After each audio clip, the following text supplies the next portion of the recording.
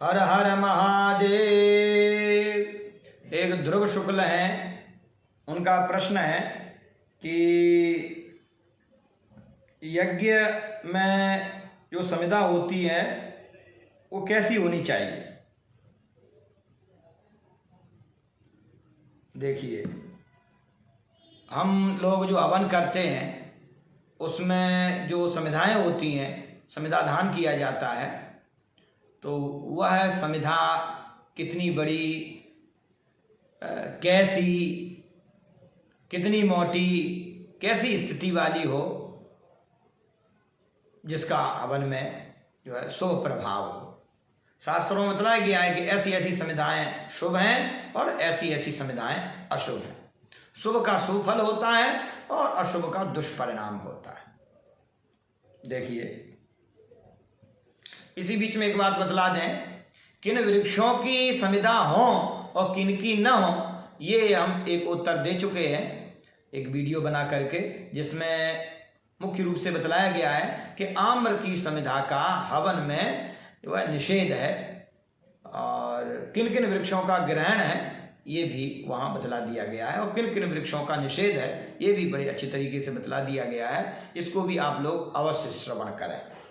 अभी हम बतला रहे हैं कि वो संविदा की आकृति प्रकृति कैसी हो उसके बारे में। देखिए, जो हम हवनीय समित है, हवनीय समिल लक्षण बतला रहे हैं कि प्रादेश मात्रा सशिखा सवलकाश्च पलाशिनी समिधा कल्पयेत प्राज्ञा सर्वकर्मसु सर्वदा। प्रादेश मात्रा, प्रादेश कहते हैं तर्जनी से अंगुष्ठ की जो विस्तीर्ण करने पर जो दूरी है ये लगभग 10 अंगुल की होती है, ये प्रादेश कहलाता है। इतनी बड़ी संविदा हो, सशिखा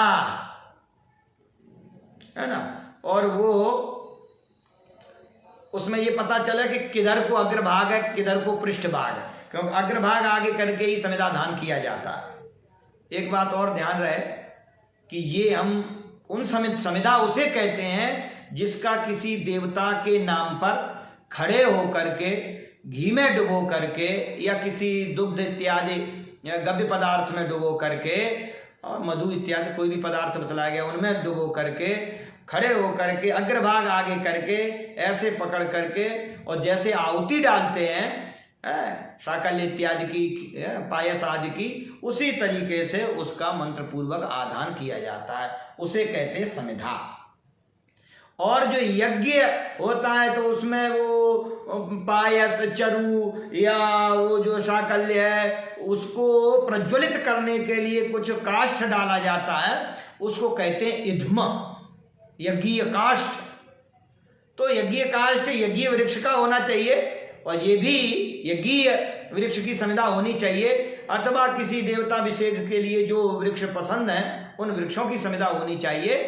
तो ये बात है। यज्ञीय काष्ठ मुख्य रूप से कुंड के आधार पर और लगभग 1 हस्त प्रमाण का या रत्नी अरत्नी प्रमाण का इतना बड़ा इध्म होता है और वो हवन में जो है डाला जाता है। वो मंत्र पूर्वक आहुति की तरह घी में डुबो करके नहीं डाला जाता है, वो तो प्रज्वलन करने के लिए वैसे ही पहले से ही रख दिया जाता है। ये संविदा उसे कहते हैं जो कि देवता के मंत्र पूर्वक आहुति दी जाती है, उसके लक्षण बतलाए जा रहे हैं।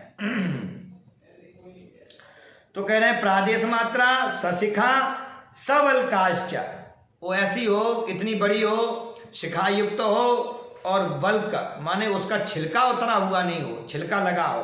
पलाशनी, उसमें पत्ता भी लगा हो सकता है, अगर पत्ता लगा है कोई वृक्ष का जिसका वो है तो वो भी चलेगा, वो तो सूखा ही होगा, सूखा। समिधा कल्पयेत प्राज्ञा सर्वकर्मसु सर्वदा, ऐसी समिधा को जो है विद्वान को सदा एकत्रित करना चाहिए। और आगे कह रहे हैं नांगुष्ठा दधिका न्यूना समित स्थूल तया क्वचित न निर्मुक्त त्वचा चैव न सकीटा न पाटिता। देखिए, अंगुष्ठ से ज्यादा पतली नहीं हो, कहीं कनिष्ठिका के से ज्यादा कम पतली नहीं बतलाई गई है, अंगुष्ठ से ज्यादा छोटी भी नहीं हो इतनी अगर है, इससे कुछ थोड़ी कम हो है चलेगी, पर इतने से छोटी बिल्कुल नहीं होनी चाहिए। और न निर्मुक्त त्वचा, उसका छिलका उपट गया है, ऐसी भी नहीं होनी चाहिए। सकीटा न पाठिता, और अगर कोई कीट युक्त है, कीड़े लगे हुए हैं जिसमें दीमक इत्यादि, घुन इत्यादि, ऐसी संविदा नहीं होनी चाहिए। और न पाठिता, बीच में से फाड़ दी गई है, ऐसी संविदा भी संविदा दान के योग्य नहीं है। प्रादेशात नाधिका नोना न तथा स्याद द्विशाखिका, और न सपत्रा न निर्वीर्या होमेषु च बीजानता। ये छंदोग परिशिष्ट के वचन हैं कि प्रादेशात न अधिका, इतने से बड़ी नहीं हो, न नोना, नोना माने न ऊना, इससे छोटी भी नहीं होनी चाहिए। और द्विशाखिका, द्विमुखी होती आगे से ऐसे हो जाए, ऐसी भी संविदा नहीं होनी चाहिए। न, अब कहीं कह गए हैं न सपत्रा, पत्र के लिए कोई उसमें पत्ते इत्यादि लगे हों, जैसे पलाश के लिए भी कह दिया गया था सपलाशमयी। तो कुछ संविदा दान ऐसा होता है कि जिनमें पलाश लगा हो, और आगे कह रहे हैं कि जिस न सपत्रा, वो पत्ता इत्यादि छिन्न भिन्न हो तो नहीं लगा होना चाहिए। अगर स्वच्छ और सही रूप से पत्ता अगर कोई लगा है, अपने आप लगा है, तो वो लगा हो सकता है। और यदि कोई टूटा फटा या वैसे ही लगा हुआ है पत्ता, तो उसको हटा भी सकते हैं। निर्वीर्या, जिसमें लकड़ी में जो है ज़्यादा सत्व न हो, माने जिसमें ऐसी विशीर्ण हो गई हो, तो जीर्ण शीर्ण हो गई हो, थोड़े से में टूट जाए, ऐसी लकड़ी नहीं, उसमें कुछ ताकत होनी चाहिए, माने वो दमदार लकड़ी होनी चाहिए। ऐसी नहीं जीर्ण शीर्ण पड़ी हुई है बहुत दिन से, तो सड़ी गली नहीं होनी चाहिए, उसको कहते हैं निर्वीर्या, माने ताकत उसकी हो उसमें।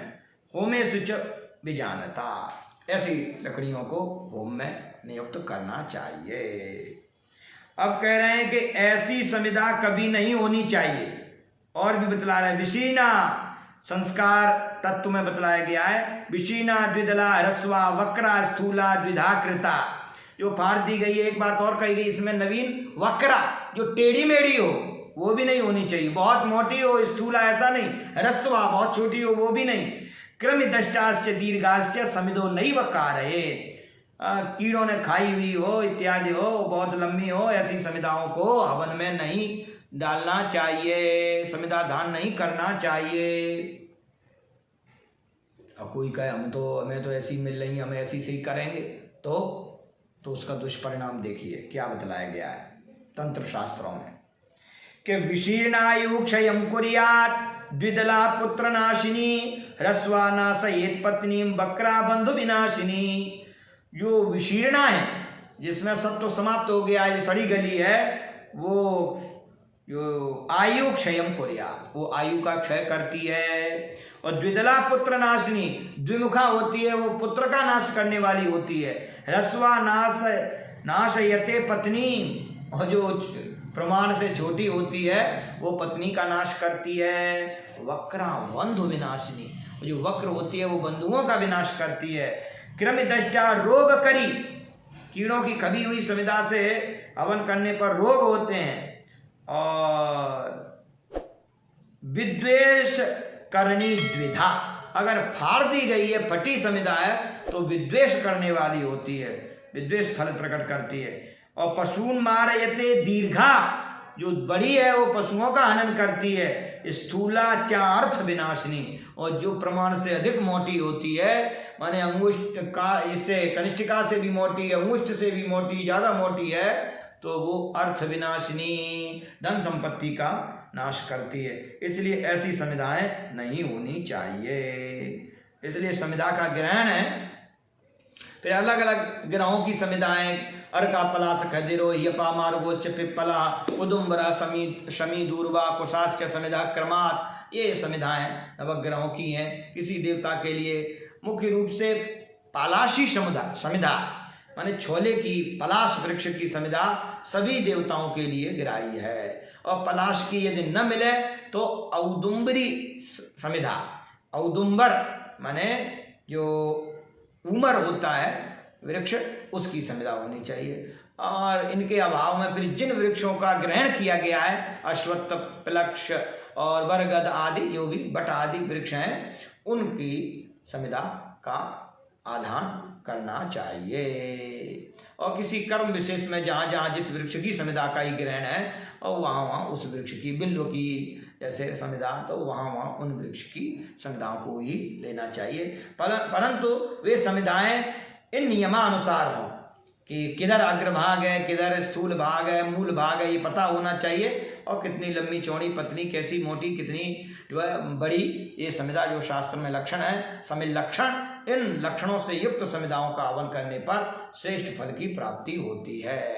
कर्मकांड में बड़ी सूक्ष्म बात है, इसीलिए जैसे कैसे शुर्व पकड़े, ऐसे शुर्व नहीं पकड़ा गया तो भाई ये विनाश हो जाएगा, ऐसे आहुति दी गई तो इसका विनाश हो जाएगा। अग्नि का जब हवन हो रहा है तो उस समय अग्नि के सब अवयव हैं कि ऐसी ऐसी अग्नि जहाँ जलती है, वो कान है, ये नासिका है, ये मुख है, ये नेत्र है। तो बतलाया गया है यदि आहुति नेत्र में पड़ गई तो ये हानि, कान में पड़ गई तो ये हानि, यदि ये जो है नासिका में पड़ गई तो ये हानि, मुख में ऐसी ऐसी जो अग्नि जहाँ जलती है वो मुख होता है, और फिर उसकी 7 जिह्वाएं होती हैं, तो वहाँ हवन करने पर ही जो है फल की प्राप्ति होती है, सिद्धि की प्राप्ति होती है। तो ये ज्ञान विज्ञान पता हो जिसको, वही अग्निहोत्र का हवन करने का अधिकारी शास्त्रों में बतलाया गया है। इसीलिए बच्चों को, अनुपनीतों को, स्त्रियों को, और जो जिनका यज्ञोपवीत नहीं हुआ है ऐसे ब्राह्मण, क्षत्रिय, वैश्यों को, शूद्रों को, और जो बीमार ग्रस्त हैं, जिनकी बुद्धि सही नहीं है, ऐसे कई लोगों को, नपुंसक इत्यादि लोगों को हवन करने से मना किया गया है, क्योंकि ये इन नियमों का पालन करने में उतनी सावधानी नहीं रख सकते, चंचलता या और भी कई कारण हैं, शास्त्र ने इनके लिए निषेध किया गया है। जो धीर, वीर, गंभीर और शास्त्र सुचिंतित करके जिसने अध्ययन किया है, जिसके अभ्यास में है, और वे ही लोग हवन के सच्चे अधिकारी हैं। हर हर महादेव।